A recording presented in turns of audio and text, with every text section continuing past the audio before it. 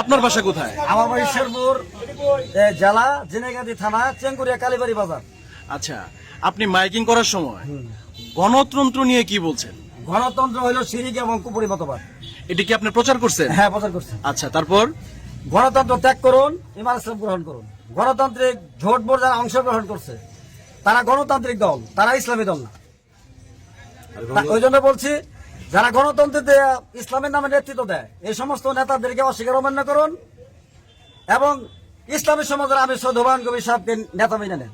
আর যারা গণতন্ত্র মানবে তারা জাহান্নামে যাবে, কারণ গণতন্ত্র হলো শিরক ও কুফরি মতবাদ। এটা ইহুদি এবং খ্রিস্টানদের রচিত মতবাদ। এটা কোনো মুসলিম মানতে পারে না।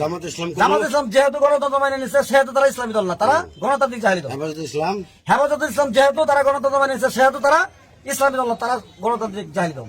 বাংলাদেশ তো হচ্ছে গণতান্ত্রিক রাষ্ট্র। জি, গণতান্ত্রিক রাষ্ট্র। এই গণতান্ত্রিক রাষ্ট্রে আপনি গণতন্ত্র বিরোধী যে মাইকিং করলেন, আচ্ছা, এটা কতটুকু যৌক্তিক?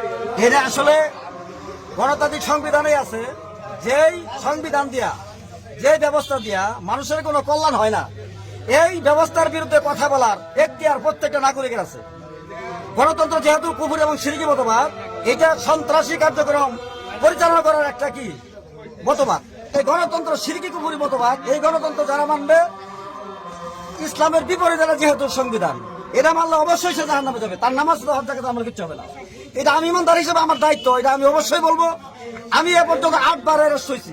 আমি ইসলামী সমাজ করি আজ 26 বছর যাবত। আমি শেরপুর জেলা দায়িত্বশীল, আমাকে 8 বার অ্যারেস্ট করা হয়েছে, 8 বার রিমান্ডে গেছি। অন্যান্য দলের লোকেরা পুলিশ গেলে কি করে পালায়, আমি আলহামদুলিল্লাহ পালাই না। আমি আমার কাছে যাওয়ার পরে বলে, আনসার ভাই বা হুজুর কেমন আছেন? আলহামদুলিল্লাহ ভালো আছি। কয় আপনার কাছে আমরা আইলাম, কয় ওসি সব যাইতে বলছে, এসপি সব যাইতে বলছে। আমি বলে আপনি আসলেন কেন? এই যে সময় নষ্ট করলেন, গাড়ি তেল খরচ করলেন, এটা অপব্যয় করছেন, আমাকে একটা ফোন করলে আমি যাবো।